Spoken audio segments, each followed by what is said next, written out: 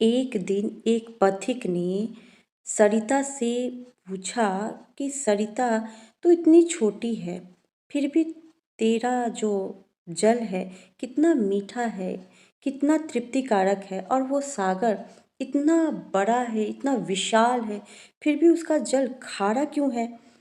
सरपट दौड़ती सरिता को इतनी फुर्सत कहाँ थी कि वो उसके प्रश्नों का उत्तर देती। बस वो जाते जाते इतना ही कह गई कि जाके ये सवाल तुम सागर से ही पूछ लो। ये सुन के वो पथिक सोचने लगता है और वो सरिता बह गई। फिर सागर के पास वो पथिक जाता है, वही सागर जो दूर तक फैला हुआ, क्षितिज तक, गगन तक फैला हुआ, वो विशाल सागर के पास जाता है और जाके वही प्रश्न सागर से भी पूछता है।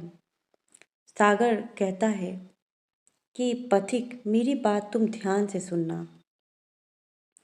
सरिता छोटी है और मैं विशाल हूँ, ये बात सत्य है, लेकिन सरिता जो है वो कुछ भी संचित नहीं करती।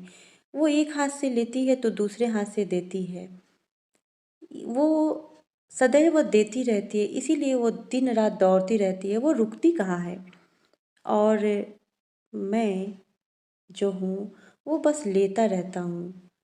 मुझ में आके सारी सरिताएं, नदियाँ मुझी में आके मिलती हैं। मैं बस लेता हूँ, मैं किसी को कुछ देता नहीं हूँ। इसलिए यही कारण है कि मेरा जो जल है वो खारा है, क्योंकि मेरा जल सिंचित है, संचित है।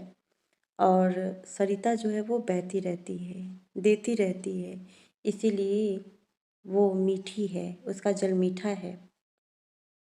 पथिक समझ गया कि जो एक हाथ से लेता है और दूसरे हाथ से लुटा देता है, उसी के जीवन में माधुर्य, मिठास रहती है। और जो संचित करता रहता है उसका जीवन नीरस हो जाता है।